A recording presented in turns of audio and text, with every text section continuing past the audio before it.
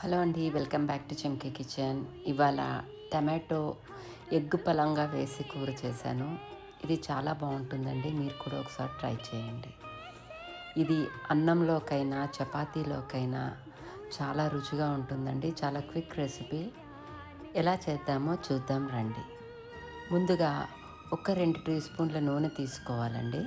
తీసుకున్న తర్వాత ఒక 2 మీడియం సైజు ఆనియన్స్, 2 పచ్చిమిరపకాయలని దాన్ని 2 నిమిషాలు వేపుకున్న తర్వాత అలాగే అందులోకి 2 టమాటోస్ని తగినంత ఉప్పు, కారం, పసుపుని తీసుకొని మూత పెట్టుకొని మగ్గనివ్వాలి. అలా మగ్గిన తర్వాత దాంట్లోకి ఒక టీ గ్లాస్ వాటర్ వేసుకొని అది మరుగుతున్నప్పుడు అందులోకి ఒక 3 గుడ్లు పలంగా కొట్టుకొని ఒక 5 నిమిషాలు మూత పెట్టుకొని 2 సైడ్లు ఇటు అటు మగ్గ పెట్టుకోవాలి. అలా మగ్గ పెట్టుకున్న దాంట్లోకి కొత్తిమీర వేసుకోవడమే అండి.